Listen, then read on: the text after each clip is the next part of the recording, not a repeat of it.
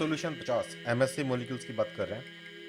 तुम्हें याद होगा कि दो तरह के एमएससी के थे, क्लास सेकंड और क्लास वन एमएससी मॉलिक्यूल्स, जहां हम लोग एक तरफ दो पेप्टाइड्स की बात करते थे तो दूसरा बोलते थे कि एक ही पेप्टाइड है अल्फा नाम की, जिसके 3 डोमेन है, अल्फा 1, अल्फा 2, अल्फा 3 और साथ में एक बीटा 2 माइक्रोग्लोबुलिन। जब हम लोगों ने एमएससी 1 और एमएससी 2 की बात की है तो हमने ये भी याद किया है कि एमएससी 1 के मॉलिक्यूल सभी सेल पर मिलते हैं, और हमने ये बात भी की है कि एमएससी सेकंड केवल एंटीजन प्रेजेंटिंग सेल पे मिलते हैं, जिन्हें हम बोलते हैं बी सेल, मैक्रोफेजेस और डेंड्राइटिक सेल। एमएससी 1 जहां वायरस के द्वारा प्रोड्यूस किए गए एंडोजेनस एंटीजन्स को प्रेजेंट करते हैं, तो एमएससी 2 बार के द्वारा फेगोसाइटोसिस से या एंडोसाइटोसिस जो एंटीजन अंदर लेके आए हैं हम लोग, जिन्हें हम बोलते हैं एक्सोजेनस एंटीजन, उनको प्रेजेंट करते हैं। और बात तो हमने ये भी की है कि class second MSC molecule CD4 positive T cell को एंटीजन दिखाते हैं, जबकि class 1 MSC molecule T C cell को पहचानते हैं और उनको एंटीजन प्रेजेंट करते हैं। हमने इनके डिफरेंस की बात भी की थी। हमने ये भी कहा था कि काफ़ी डाइवर्स टाइप के हैं ये। HLA A, B, C के नाम से हम ह्यूमन में जानते हैं, तो DP, DQ, R इनको हम लोग जानते थे ह्यूमंस के अंदर क्लास सेकंड एमएससी के। क्वेश्चन में पहला है कि MSc class 1 heavy chain consist of. जब हम क्लास 1 की बात कर रहे हैं वहां एक ही चैन होती है और उसमें 3 ग्लोबुलर डोमेन हुआ करते थे, जो हम लोग बात करते थे कि अल्फा 1, अल्फा 2 और अल्फा 3, और साथ में एक बीटा 2 माइक्रोग्लोबुलिन की चैन होती है, लेकिन ये कभी एमएससी का पार्ट होती नहीं है। तो बीटा 2 माइक्रोग्लोबुलिन है तो सही उसका पार्ट, लेकिन ये एमएससी 1 में काउंट नहीं होती। और यहाँ 2 नहीं है आईजी टाइप के डोमेन, यहाँ 3 है, तो इसलिए आंसर नंबर 3 था सबसे अच्छा है। हम लोगों ने ये भी समझा कि ह्यूमन में HLA कहा जाता है और माउस में से H2 कहते हैं। एक ही लोकस पर सारे एमएससी की जीन अवेलेबल हैं और ये बहुत पॉलीमॉर्फिक होती हैं। इंडीड हम लोग ये भी जानते हैं कि ह्यूमन में क्रोमोसोम नंबर 6 पर है और किसी इंसान के अंदर एमएससी की कौन कौन सी अलील्स अवेलेबल हैं उसको हम लोग उसका हैप्लोटाइप कहा करते हैं। एपीसी एंटीजन प्रेजेंटिंग सेल्स को कहते हैं, जिनके पास क्लास सेकंड एमएससी खास बात है, क्लास 1 तो उनके पास होता ही है। Dendritic cell, macrophage, B cell, ये मेरे प्रोफेशनल एंटीजन प्रेजेंटिंग सेल थे, तो कुछ नॉन प्रोफेशनल भी थी। क्वेश्चन नंबर 2 है, extensive allylic polymorphism is found in, मतलब एलील्स में डाइवर्सिटी सबसे ज्यादा कहां देखने मिलती है। इंडीड एमएससी बहुत ज्यादा पॉलीमॉर्फिक है और शायद इसकी एलील्स के बारे में बहुत जानकारी है। 11,000 या 12,000 के आसपास एलील कम से कम डिस्कवर हो चुकी हैं। टीसीआर और एंटीबॉडी की जो जीन्स होती हैं ये डाइवर्स तो बहुत तरह की हैं, बट इन्हें हम एलील में काउंट नहीं करते।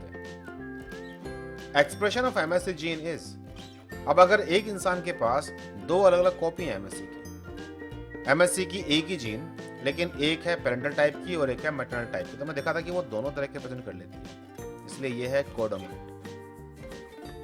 क्वेश्चन नंबर 4 था, MSC class second molecules are found on, APC के ऊपर मिलते हैं और वो एपीसी केवल यही 3 सेल थी। इम्यून रिस्पॉन्स एलोग्राफ्ट के लिए हम लोगों ने देखा था, जब कभी हम लोग एक इंसान से कुछ भी निकाल करके किसी दूसरे इंसान में डाल दें तो ये एलोग्राफ्ट एंटीजेंस कहलाते हैं, अगर कभी हमें रिस्पॉन्स देखने को मिला। क्योंकि 2 इंसानों के बीच में जो डिफरेंस होता है, जीन्स तो सेम है लेकिन अलील्स का डिफरेंस है, इसलिए 2 इंसानों के बीच के जो एंटीजेंस होते हैं ग्राफ्ट रिएक्शन वगैरह के अंदर जो बात करते हैं लोग, हम उन्हें एलो एंटीजन कहते हैं और ग्राफ्ट को कहते हैं एलोग्राफ्ट। जब भी कभी एंटीजन प्रेजेंट होता है तो उस एंटीजन के प्रेजेंटेशन में जहां एक तरफ क्लास 1 वाली कहानी है तो क्लास 2 की कहानी भी है। Macrophages, antigen presenting sales, T cells का एक्टिवेशन और फिर फंक्शन होने वाला क्या है। जहां क्लास 1 एमएससी के द्वारा कोई वायरस वगैरह का एंटीजन प्रेजेंट किया जाता है और टी सी सेल को जो कि CD8 पॉजिटिव थी उसे एक्टिवेट करते हैं तो CTL में कन्वर्ट हो जाती है और सामने वाले सेल को मार डालती है। तो अगर मैं बात करूं टी हेल्पर सेल की, तो ये मारती नहीं है बट ये साइटोकाइंस रिलीज करती हैं। उन साइटोकाइंस से मैक्रोफेज को मैसेज मिलता है कि फेगोसाइटोसिस को एनहांस करो या फिर एंटीबॉडी वगैरह प्रोड्यूस कराने में हेल्प करते हैं, इसलिए तो मैं कहते हैं लोग टी हेल्पर। क्वेश्चन नंबर 5 है, major histocompatibility complex antigens are found on all human cells with the exception of what type of cells. ये फैक्ट है कि एमएससी 1 सभी सेल्स के ऊपर मिलता है, एपीसी के ऊपर भी, हार्ट के ऊपर भी, न्यूरॉन वाली सेल्स के ऊपर भी, लेकिन आरबीसी पे नहीं मिलता। एंडेड लाइन यही है कि MSC1 सभी न्यूक्लियोटाइड सेल्स पर मिलता है, तो जिनमें न्यूक्लियस नहीं है उनमें MSC1 नहीं है। क्वेश्चन नंबर 6 है, what is responsible for incompatibility that can occur during blood transfusion. Blood transfusion में हम लोग एक इंसान का ब्लड दूसरे इंसान में लगाते हैं, और जब कभी वहां हमें कुछ प्रॉब्लम देखने को मिलेगी तो जहां एंटीजन इन्वॉल्व होंगे वो एलील बेस्ड वाले एंटीजन्स हैं, एलो एंटीजन्स। हैप्टेन, अलर्जन, ये कहानी कभी ट्रांसफ्यूजन में नहीं आती, ये तो किसी जनरल एंटीजन के लिए हम इस्तेमाल करते हैं। कभी हम लोग ये बात नहीं करते कि एंटीजन आया कहां से। क्वेश्चन नंबर 7 है, what are the first cell that recognise the process and present in T dependent antigens. तो जब भी कभी टी डिपेंडेंट एंटीजन्स को प्रेजेंट करने वाली सबसे पहले प्रोसेस किया जाएगा, सबसे पहली सेल्स होंगी वो टी हेल्पर सेल होंगी, और ये सेल हैं जो प्रोसेस्ड और इन एंटीजन्स को पहचानेंगी। इनसे निकले हुए साइटोकाइंस हैं जो बाकी को हेल्प करेंगे। और वैसे भी यहाँ पे और कौन सी सेल, टी सेल दिखाई दे रही थी, देखिए डेंड्रिटिक सेल्स, मैक्रोफेज या बी सेल, आमतौर पर ये टी फैक्टर्स को अपना फंक्शन करने के लिए बोलती हैं एंटीजन दिखाने के बाद। अब ये टी फैक्टर सेल्स कौन सी हैं, क्या काम करती हैं, इस पर डिपेंड करता है सब कुछ। ट्रांसप्लांटेशन इम्यूनोलॉजी में जितनी भी हमने टर्म्स पढ़ी थी, ग्राफ्ट्स को लेकर के, डोनर कौन होता है, रेसिपिएंट किसे कहते हैं, तो हमने टाइप्स ऑफ ग्राफ्ट्स की बात भी की थी, और ट्रांसफ्यूजन और ग्राफ्ट में क्या फर्क होता है हमने ये बात भी की थी। ये टर्मिनोलॉजी हमें याद रखनी चाहिए, हमेशा काम आती है एग्जाम में। तो ये जो हमने बात किया था कि ऑटोलोगस ग्राफ्ट क्या होते हैं, सिंजेनिक क्या होते हैं, ये डेफिनेशन कभी कभी काम आ जाती है। क्वेश्चन नंबर 8 है, once a B cell has processed and presented an antigen, what event must occur before it become activated. देखिए बी सेल एक एंटीजन प्रेजेंटिंग सेल थी, और एंटीजन पकड़ने के बाद में बीसीआर के थ्रू उसका काम है कि एंटीजन को प्रेजेंट करना, प्रोसेस करके CD4 पॉजिटिव सेल को, यानी कि टी हेल्पर सेल को। जब तक टी हेल्पर सेल उसे साइटोकाइंस नहीं देगी, बी सेल एक्टिवेट नहीं होगा। इसलिए बी सेल के एक्टिवेशन या फिर मैक्रोफेज के एक्टिवेशन की बात भी करें, हमेशा टी हेल्पर सेल का एक्टिवेशन होना जरूरी है। क्वेश्चन नंबर 9 था, what is the mode of action of T cytotoxic cell. अब CTLT हमने कहा भी था कि भाई ये अपना जब रौद्र रूप लेती है तो सामने वाले सेल को मार डालती है, और आमतौर पर करना क्या होता है, इसको छोटी सेल है, सेल्फ सेल हो अल्टर्ड या फिर कोई एंटीजन प्रेजेंट करने वाली है, अगर ये इंटरेक्शन हो गया तो उसको मार डालती है। और मारने के लिए ग्रैंजाइम का इस्तेमाल कर सकती है, परफोरिन का इस्तेमाल कर सकती है, या फिर फास्ट लाइगेंड के थ्रू इसमें अपोप्टोसिस कर सकती है। नेक्रोसिस या अपोप्टोसिस दोनों तरीके से मारती है। जहां अपोप्टोसिस में फास्ट लाइगेंड रिसेप्टर की कहानी है, तो फिर नेक्रोसिस के लिए परफोरिन्स ग्रैंजाइम का इस्तेमाल करती है ताकि मेम्ब्रेन में छेद हो जाए और साइटोप्लाज्म बाहर निकल के आ जाए। They secrete perforins that create pore the membrane of a target cell.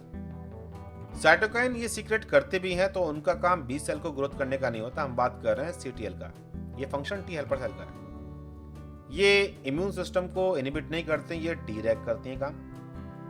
They initiate delayed response to अलर्जेंस, ये जनरल रोल है, इसमें सभी तरह की टी सेल इस्तेमाल होती हैं, सिर्फ TC की बात नहीं करेंगे। एक ग्राफ्ट है between member of the same species, अगर सेम स्पीशीज के मेंबर्स की बात कर रहे हैं तो हम एलो ग्राफ्ट की बात कर रहे हैं, जहां ओटो में वही ऑर्गेनिज्म था, तो आइसो में सेम टिश्यूज में और जीनो में। ये सारी टर्म्स जो हमने पीछे की थी, ये सब रिवाइज करनी जरूरी है। हम लोगों ने ये कई बार कंपेयर किया है, कैसी पेप्टाइड होती हैं, कैसे प्रेजेंट करते हैं, एक्सोजिनस एंडोजिनस वाली, ये सब कहानी याद रहनी चाहिए। CD8 TC सेल के ऊपर था, तो टी हेल्पर के पास केवल CD4 था, बी सेल के पास BCR था मेन, और इसके अलावा भी 2-4 मॉलिक्यूल और थे। CD4 ये bind to MSC second on antigen presenting cell. जब कभी कोई सेल MSC2 के द्वारा एंटीजन प्रेजेंट कर रही होती है, तो वो सेल जिनके पास TCR लगा हुआ है और जो इसे पहचानती है, तो इनका CD4 MSC2 को पहचानता है। क्वेश्चन नंबर 13 है, peptide produced by processing of cytosolic proteins largely. अब साइटोसोल में पाए जाने वाले प्रोटीन मतलब साइटोसोल में प्रोड्यूस हुए हैं, और उसके लिए तो भाई क्लास 1 है। तुम्हें ये डायग्राम भी याद होगा, जो कोई प्रोटीन हमारे साइटोसोल में ही क्रिएट हुए हैं, इनको प्रेजेंट करने वाली पाथवे है MSC1 वाली, और जो प्रोटीन बाहर से आए हैं उनको प्रेजेंट करने वाली है क्लास 2 की एक्सोजिनस एंटीजन प्रेजेंटेशन और एंडोजिनस। क्रॉस प्रेजेंटेशन हो जाता है, लेकिन फिर भी हम लोग इस बात के साथ टिक के रहते हैं। हम लोगों ने यह भी देखा था कि जब MSC2 बन जाता है तो एक इनवेरिएंट चैन उसको ब्लॉक करके रखती है। प्रोसेसिंग होते होते बाकी तो टूट जाता है, लेकिन फिर भी एक छोटी सी क्लिप बची रह जाती है जो ये इंश्योर करती है कि गलत जगह पे गलत एंटीजन से बाइंड ना कर ले। और बाद में जब पेप्टाइड आती हैं तो खास तौर से DM हेल्प करता है MSC2 को कि वो क्लिप हट जाए और उसकी जगह पर एंटीजेनिक पेप्टाइड आ जाए। वायरस इन्फेक्टेड सेल जब कभी ये एंटीजन प्रेजेंट कर रही होती हैं, तो जैसे कोई वायरस एंटीजन है उसे प्रेजेंट कर दिया गया सरफेस के ऊपर, तो कई बार इसमें MSC2 भी इन्वॉल्व हो सकता है, जिसे हम बोलते थे क्रॉस प्रेजेंटेशन। MSC1 है तो CD8 पहचानेगा और उसको एक्टिवेट करेगा। को-स्टिमुलेटरी सिग्नल्स हमेशा चाहिए होते हैं इम्यून रिस्पॉन्स में। क्वेश्चन नंबर 14 है antigen processing by class second. इसमें क्या इन्वॉल्व था? DM। जहां टैप 1 टैप 2 वाली कहानी, कॉल लेक्सिनी कहानी, ये सारी कहानियां थी MSC1 के साथ। वीडियो याद होगा तुम्हें। क्वेश्चन नंबर 15 है cross presentation of exogenous antigen to a T cell does not require the involvement of. अब अगर क्रॉस प्रेजेंटेशन करनी है हमें और हमें प्रेजेंट करना है एक्सोजेनस एंटीजन को, एक ऐसा एंटीजन जो बाहर से प्रोड्यूस हुआ है, तो फिर बस MSC2 नहीं होना चाहिए। क्योंकि अगर MSC2 प्रेजेंट कर रहा है तो फिर ये क्रॉस प्रेजेंटेशन क्या हुआ? MSC2 का तो काम ही ये था कि बाहर से आए हुए एंटीजन को प्रेजेंट करना है, ये फिर क्रॉस प्रेजेंटेशन नहीं कहलाता। क्रॉस प्रेजेंटेशन का मतलब है कि बाहर से आए हुए एंटीजन को MSC1 दिखाए और अंदर प्रोड्यूस हुए एंटीजन को MSC2 दिखाए, जो कि इनका काम था नहीं। तो यहाँ इन क्वेश्चनों के साथ में जो इन्फॉर्मेशन आई है, ये इन्फॉर्मेशन रिवाइज करनी जरूरी थी और यही है जहां से एग्जाम में क्वेश्चन आने होते हैं।